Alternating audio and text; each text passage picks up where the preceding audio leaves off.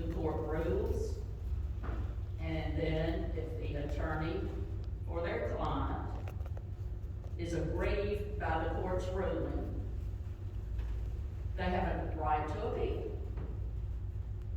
There's been no such appeal, and this court's ruling that it does in fact have jurisdiction to handle preliminary hearings stands. The court has,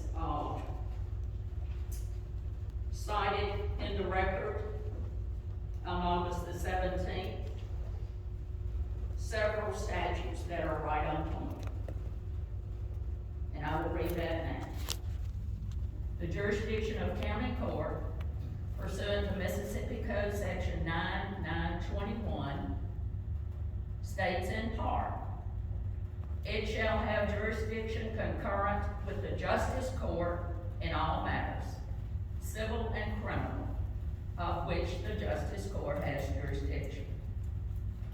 The responsibilities of the county prosecuting attorney pursuant to Mississippi Code Section 192311 state in part, the county prosecuting attorney shall appear and represent the state in all investigations for felonies before the various justice court judges in his county. Now that would relate back to Mississippi Code 9921, which does state in part, the county court has concurrent jurisdiction with justice court. Going on, the county prosecuting attorney pursuant to 9921 shall also appear before the justice court judges and prosecute all cases against persons charged with offenses therein. The county prosecuting attorney shall be the prosecuting attorney for the county court and shall prosecute all state criminal cases therein. And he shall represent the state in criminal cases appealed from the county court to the circuit court. Mississippi Code Section 9927 in part states, if the crime charged be a felony, the county judge shall have the jurisdiction to hear and determine said cause.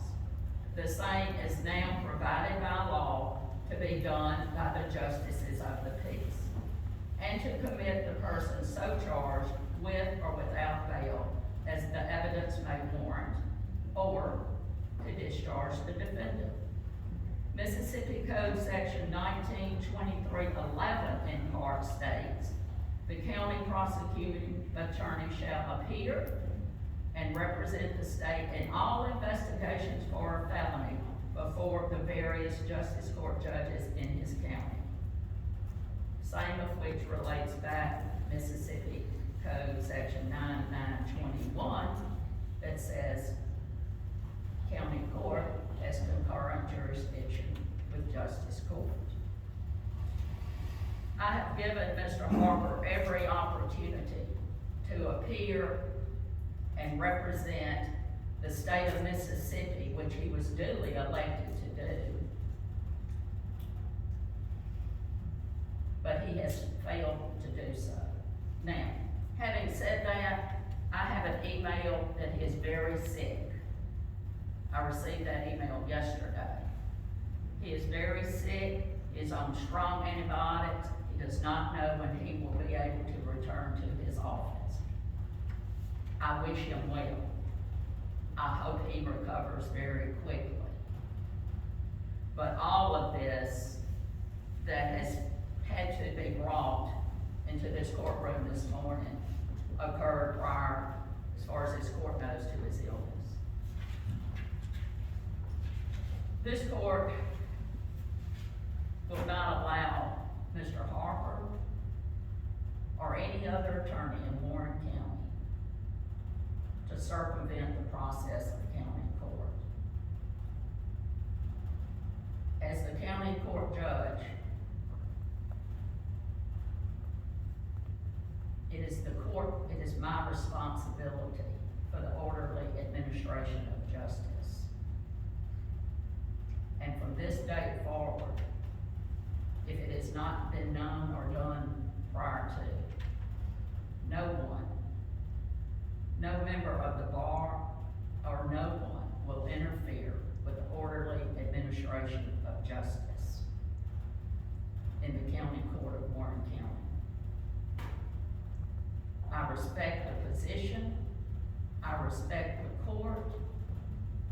There's a process that if any litigant or any individual or any attorney is aggrieved by this court's ruling, the circuit court's ruling, the court of appeals ruling, chancery court's ruling, there is a right to appeal. There's a process for that. So, having said that, there's one other statute, but I won't belabor the point, but that is Mississippi Code 1923-11 that does designate the responsibilities of the county prosecuting attorney. There's case law on point that I won't go into, but it is available for review and consideration. Without a doubt, it is clear to this court that it does in fact have that jurisdiction. Now, Mr. Smith and, as a district attorney is here this morning, along with, Honorable Leon Walker, who is one of the assistant district attorneys. Mr. Smith, did you have anything that you would like to say? To the police court, the state fully agrees with everything the court just stated. We are in absolute agreement with the findings that the court has stated on the record today.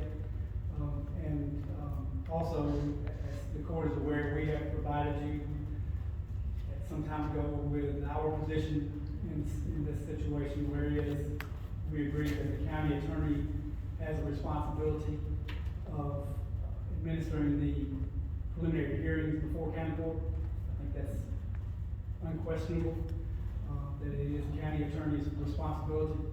And we have just been concerned, or the state has been concerned, because we are aware that the court has had to dismiss 2 felony cases for Mr. Harper's refusal to do his job. And we were here today to try to see what was going to happen next. We weren't aware until this morning that Mr. Harper was going to be unable to be here.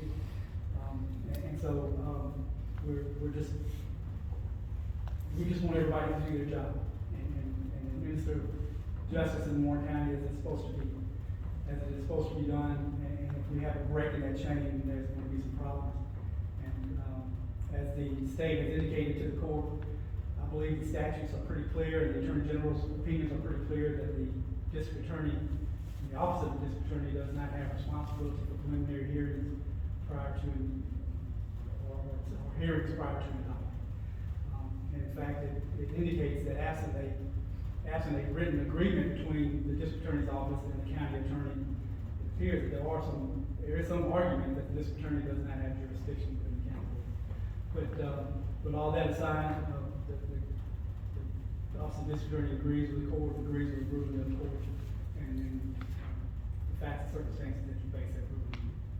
Thank you, Mr. Smith, and thank you for being here this morning on behalf of the state of Mississippi. Mr. Warwick, you do have 2 matters, I believe, before the court.